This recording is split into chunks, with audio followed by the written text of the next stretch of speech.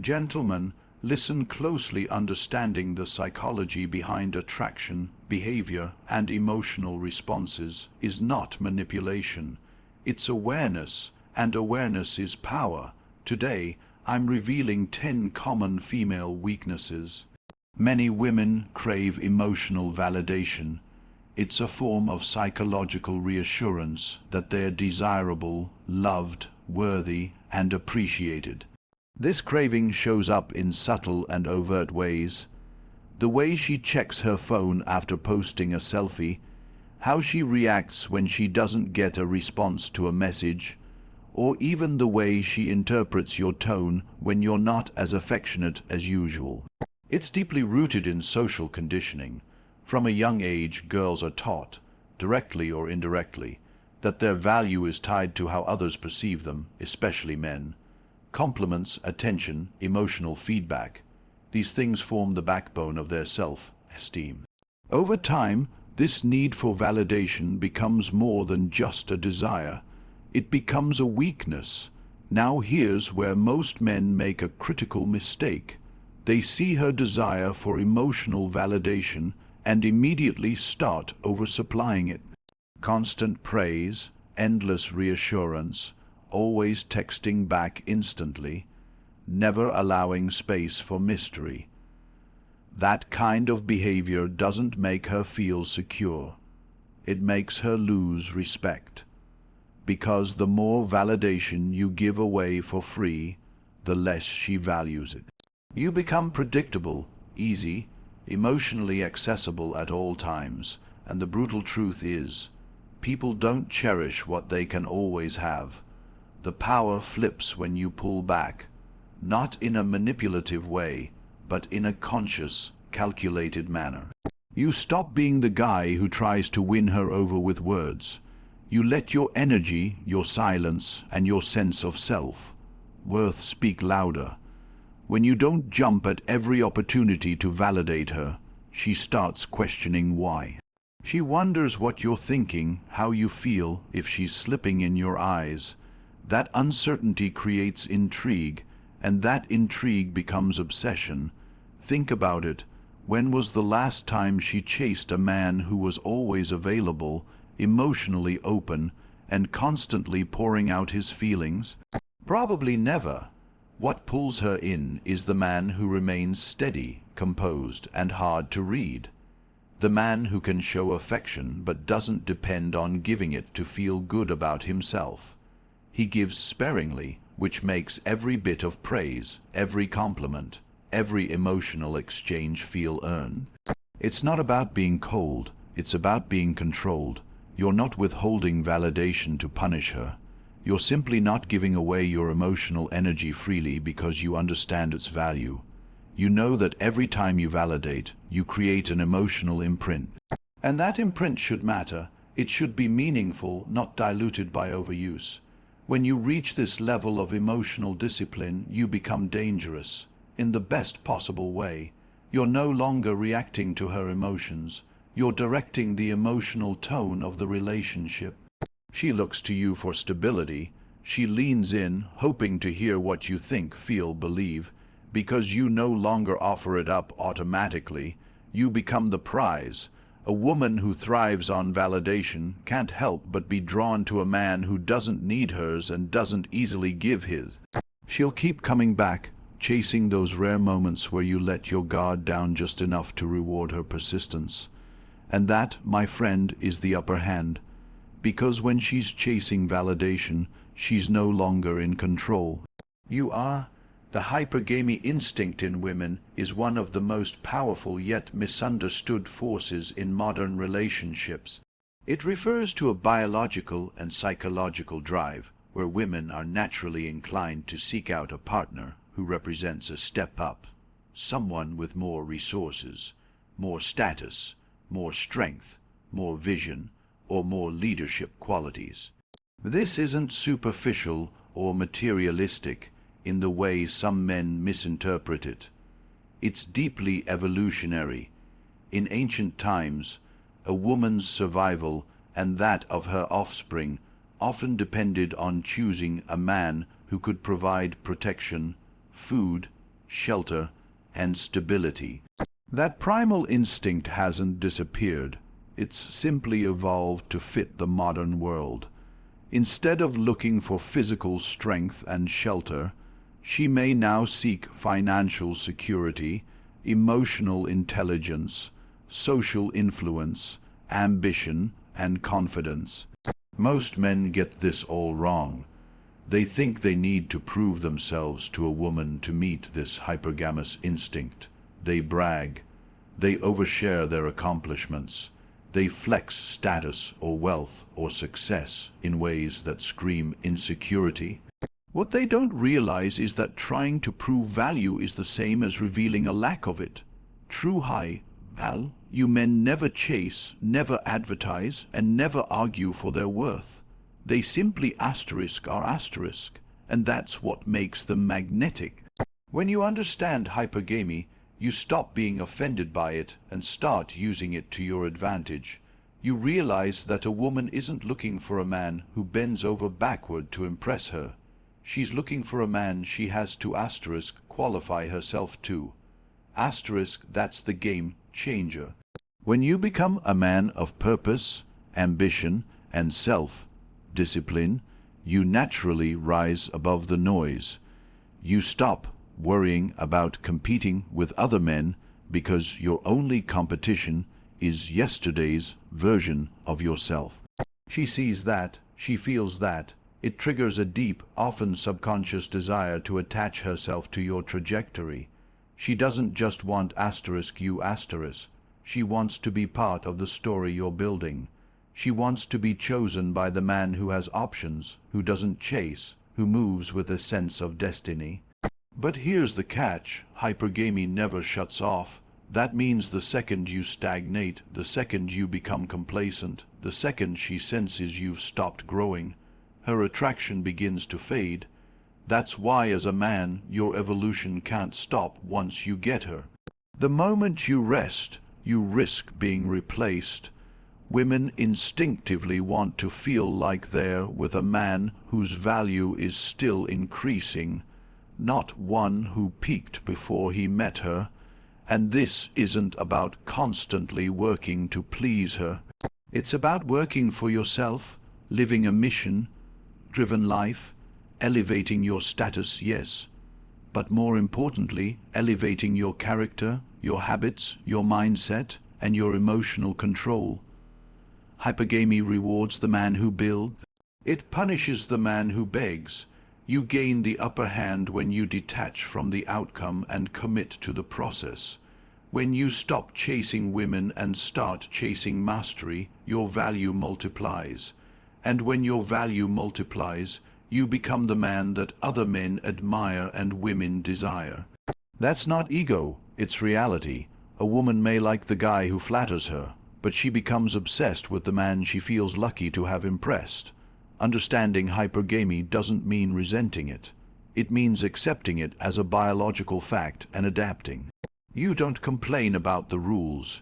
You learn how to win by playing the game better than anyone else.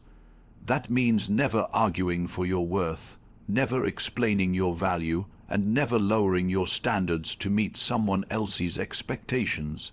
It means building a life so compelling, so disciplined, and so forward, moving that she has no choice but to either rise with you or watch you walk away. Emotional reactivity is one of the most visible and exploitable weaknesses in women, and it often shows up in ways that confuse men who aren't paying attention. Women, by nature, tend to process the world through emotion first, then logic second. This isn't an insult.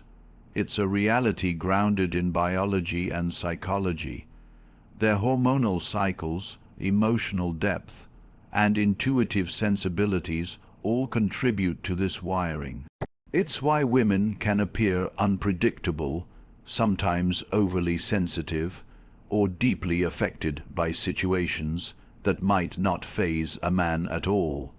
The challenge and the opportunity for a man lies in his ability to remain composed when she cannot. That contrast between her volatility and your stability is what gives you the upper hand if you know how to handle it. Too many men meet emotional reactivity with equal or greater reactivity. She yells, he yells louder. She becomes cold, he gets defensive. She tests him emotionally, and he immediately tries to explain himself, apologize, or appease. What he doesn't realize is that every time he reacts on her level, he validates her chaotic emotional state. He steps into her frame, and once he's in her frame, she no longer trusts his emotional leadership. She may still love him, may still desire him on some level, but she no longer sees him as grounded. The masculine core becomes shaken, and from that moment he begins to lose her respect. What makes a man powerful in the face of female emotionality is his ability to not flinch. When she's testing you, when she's trying to provoke a reaction, when she's criticizing you just to see how you'll respond, what she's really doing is checking your center. She wants to feel your emotional strength. Not hear about it, not be told about it, feel it, and you only show that by remaining calm, indifferent, and grounded, even in the heat of emotional chaos. That doesn't mean being cold or dismissive. It means showing that you are not easily moved. Your mood, your energy, your direction, none of it depends on her emotional roller coaster. You have to understand, women often test not out of malice, but out of need. She needs to know that the man she's with is capable of staying calm when she can't, that he won't fold under emotional pressure, that he won't start questioning himself or over-explaining the moment she becomes upset. When you respond to her storm with stillness, you communicate something far deeper than words. You say, "I am the mountain, not the wind," and the feminine craves that. She might not say it directly. In fact, she might be yelling in your face, calling you names, or pushing all your buttons. But at a deeper level, she is waiting to see if you stay rooted or if you get swept up. When you master emotional control, you become a mirror for her to see herself. Your lack of reactivity forces her to look inward instead of projecting outward. And in that stillness, something incredible happens. She starts to adjust to your frequency. She begins to match your tone. She follows your lead, because emotional chaos cannot sustain itself in the presence of unwavering emotional discipline. It burns out, and when it does, what remains is a woman who feels safe, drawn to, and subtly submissive toward the man who never lost his ground. This is also why silent treatment, calm withdrawal, and minimal responses can be so powerful when done right. It's not about punishing her. It's about reminding her, without a single word, that you will not be pulled into drama. You don't need to prove yourself. You don't need to react. You're a man who moves with emotional intent, not emotional impulse. She begins to associate your silence with power, your calmness with authority, your lack of reaction with depth, and that's intoxicating to a woman, even if she doesn't fully understand why. The less reactive you are, the more control you maintain, not just over her emotions, but over yourself. And that's what truly separates the average man from the Stoic man. The average man gets tossed around by her moods. The Stoic man stands still, watching it all like the ocean watches the waves, acknowledging their presence, but never letting them dictate his course. When you understand this, when you internalize this, you become unshakable. And from that place of inner stability, you lead, not with force, but with presence. The fear of abandonment is one of the deepest, most primal vulnerabilities that many women carry, whether they realize it consciously or not. This fear doesn't always show itself in obvious ways. Sometimes it's masked as jealousy, possessiveness, neediness, or even hostility. Other times, It comes out in passive-aggressive behaviors, constant checking in, or emotional manipulation designed to make sure you're still invested. But at the core of all these behaviors is a fundamental anxiety, the fear that the man she's attached to might one day leave, detach, or disappear, not just physically, but emotionally, mentally, energetically. And for many women, that kind of withdrawal is more painful than any argument, insult, or betrayal. This fear stems from a deep emotional need for connection, stability, and validation. It's biological. Historically, a woman's well-being, especially in the context of raising children, was tied directly to a man's presence and protection. Evolution may have pushed society forward, but the programming is still there. When a woman bonds with a man, particularly one she sees as high value, she develops a subconscious fear of losing him, because she knows on some level that her emotional investment makes her vulnerable. This vulnerability is where your power begins, when a woman senses that a man is afraid to lose her, when he constantly tries to please her, check in on her, reassure her, and keep her emotionally satisfied. She feels safe but not attracted. Because safety without strength becomes weakness. But when a woman knows deeply that a man could walk away at any moment and not flinch, it stirs something inside her. That uncertainty creates a tension that keeps her emotionally invested. That tension is not cruelty, it's presence. It's what keeps her chasing, keeps her thinking, keeps her wondering, does he need me the way I need him? And the truth is, you shouldn't. Men often make the mistake of overinvesting too soon. They open up completely, reveal their every thought, become emotionally available without her having earned it. And in doing so, they strip away the very mystery and challenge that builds a woman's attachment. The moment she feels that your presence is guaranteed no matter what she says or does, the power dynamic shifts. She no longer fears abandonment. She expects loyalty without effort.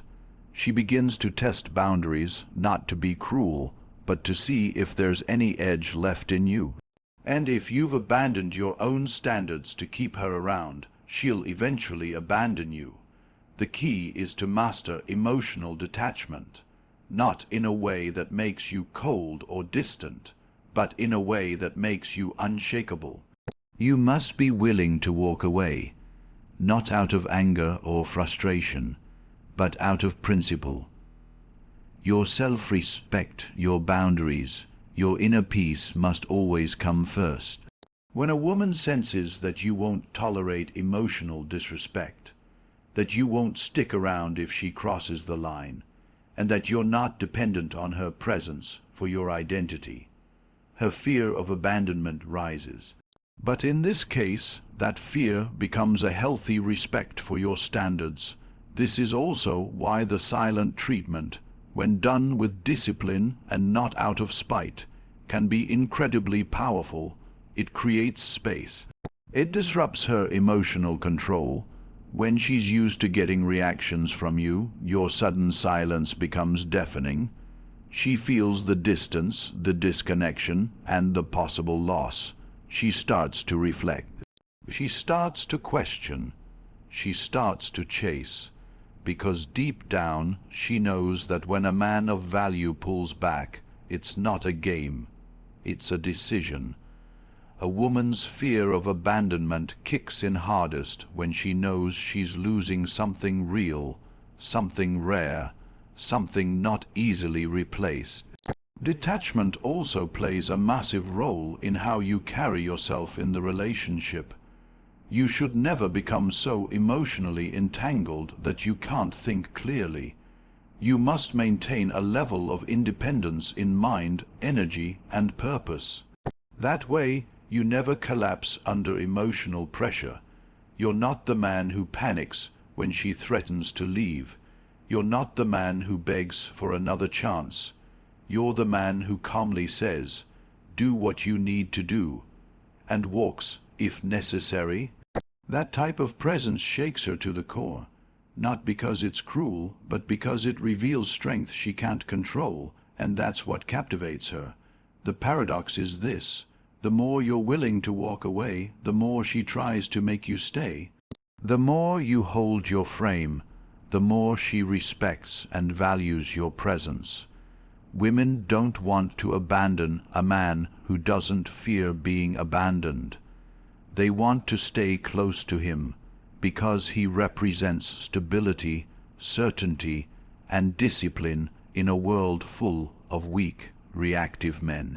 Your ability to remain detached, to hold back your emotional energy unless it's earned, to enforce your standards without apology. These are the things that trigger her deepest instincts to chase, to submit, and to stay. Not because you forced her, but because you made her feel the cost of losing you. Attention-seeking behavior is one of the most commonly overlooked weaknesses in women, but it's also one of the most exploitable by men who understand human psychology. At its core, attention-seeking isn't just about wanting to be noticed. It's about a desire to feel significant, validated, and, more importantly, desired. From early on, many women are taught implicitly and explicitly that their value is closely tied to the amount of attention they receive, especially from the opposite sex. Social media has amplified this phenomenon to a dangerous degree. The constant feedback loop of likes, comments, DMs, and follows creates an addiction to validation. Every heart, every message, every stare in public reinforces the belief that she is worthy.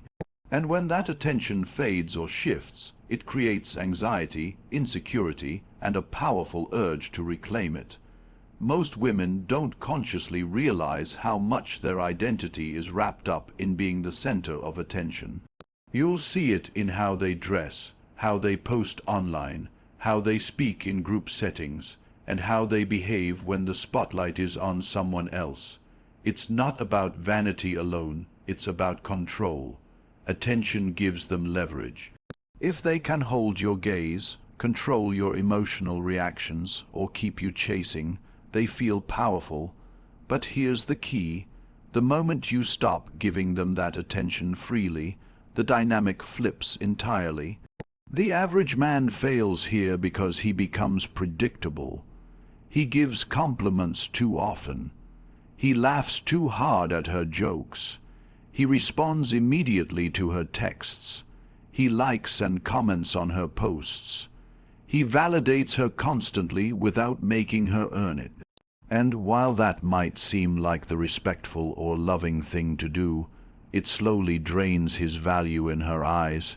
She gets used to the praise. She begins to expect it. And once something becomes expected, it no longer excites. It no longer has power.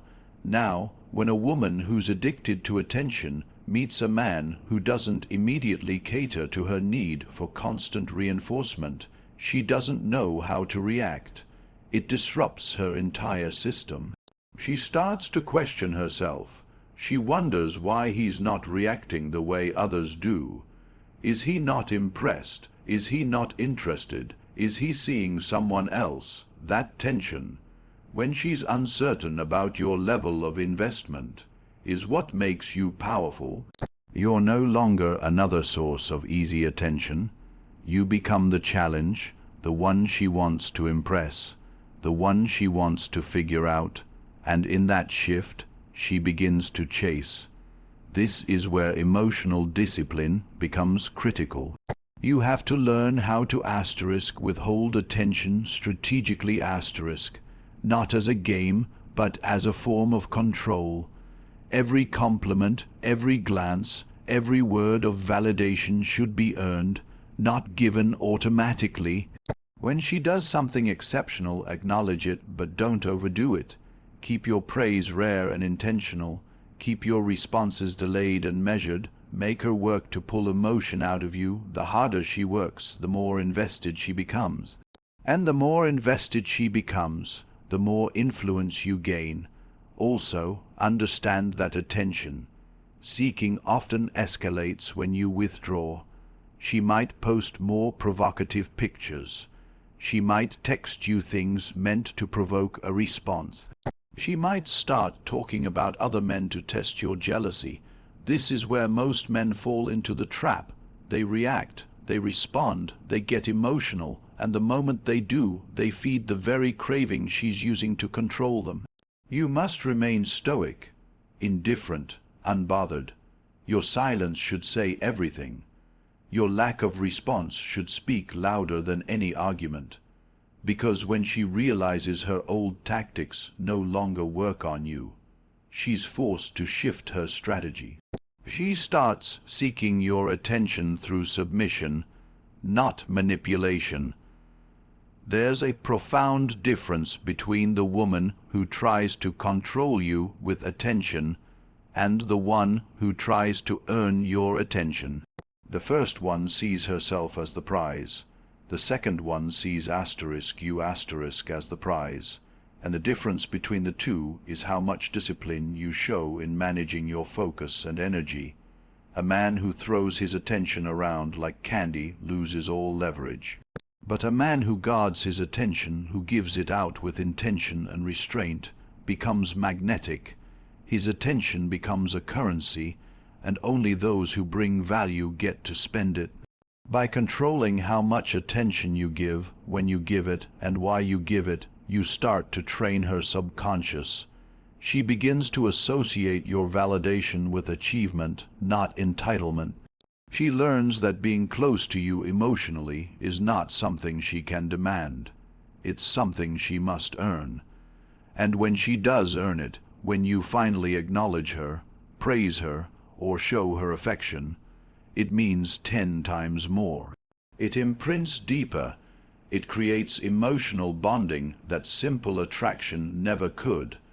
Attention, when used wisely, becomes a tool for leadership. And when she follows your lead, seeking your approval, trying to impress you, not through superficial games, but through genuine effort, you've already won. Because now you're not just another man giving her what she wants. You're the man who gives her what she needs: structure, challenge, purpose, and forces her to rise to your level. Validation dependence is one of the most deeply rooted emotional patterns in many women, and it can shape their entire sense of self-worth if left unchecked. From a very early age, women are subtly conditioned to seek external affirmation. They're praised for their looks, admired for their presence, complimented for their charm, and often rewarded socially when they conform to certain expectations. This constant external feedback loop teaches them to measure their value not by what they internally feel or believe, but by how others perceive and respond to them. It becomes less about who they are and more about how they are seen. Over time, this craving for validation becomes a habitual need, almost like a drug, and just like any addict, the absence of that fix creates withdrawal symptoms: anxiety, insecurity, restlessness, and self-doubt. A woman who is dependent on validation will seek it from anywhere she can get it. This could be through attention on social media, constant texting, fishing for compliments, showing off in social settings, or even provoking emotional responses in romantic relationships. She wants to know she matters. She wants to feel beautiful, desirable, wanted, and chosen, because those feelings reassure her that she's still relevant, still powerful, still seen. And when she's in a relationship, especially with a man she perceives as you, this need for validation often intensifies. Suddenly, your approval becomes more important than anyone else's. Your opinions, your reactions, your attention. It all begins to feed her emotional identity. But here's where your power lies. The more she needs that validation, the more control you can gain over the dynamic asterisk, if you understand how to leverage it without becoming emotionally entangled. Most men fall into the trap of over-validating. They want to keep her happy. They think complimenting her constantly, agreeing with everything she says, and responding instantly to her emotional cues will bring her closer. But it does the opposite. The more freely you give validation, the less she values it. Just like anything that's abundant, your attention becomes cheap, your praise becomes expected, your emotional presence loses its impact. She no longer feels a sense of reward when you acknowledge her. It becomes routine. And routine never breeds desire. It breeds complacency. A woman whose validation dependent will always test to see where she stands with you. She might dress a little differently just to see if you notice. She might post a provocative photo online and watch to see how you react. She might even bring up other men to provoke some jealousy. All of this is not because she wants to lose you, but because she wants to feel that she still has power over you. And if you give her the validation too easily, if you chase, if you compliment her too soon, if you validate her without making her earn it, then you surrender that power to her. You step into her frame, and she becomes the one in control. The key to flipping this dynamic is emotional discipline and strategic detachment. You must become a man whose validation carries weight. That means you don't hand it out like a vending machine. You don't say you're beautiful just because she put on makeup. You don't chase her with affection when she's being distant. You don't fall into her emotional traps when she's trying to stir up drama to feel significant. You remain calm, you observe, you wait. And when she finally breaks the pattern, when she genuinely offers value, shows softness, submits, or tries to reconnect, you reward her with the very thing she's been craving, your approval, but only then. Because that reward must feel earned, not expected. When your validation becomes rare, it becomes valuable. When your attention is selective, it becomes addictive. She starts to work for it. She starts to chase it. She starts to self-reflect, self-correct, and self-improve because she knows your praise isn't guaranteed. She knows your emotional investment comes at a price, her consistency, her respect, her femininity. And the more she associates your approval with her own emotional stability, the deeper her attachment becomes. This dynamic works because women are wired to respond to challenge, not toxic games or emotional manipulation, but authentic masculine restraint. A man who doesn't fold under pressure, a man who holds back his energy until it's earned, a man who isn't moved by superficial beauty or emotional turbulence. That man becomes the object of her deepest desire, not because he gave her what she wanted, but because he forced her to earn what she needed. And in doing so, he restructured the validation loop entirely. She no longer looks outward for self-worth. She starts to look inward, and toward him for emotional grounding. But understand, this kind of power requires presence. You can't be cold or distant for no reason.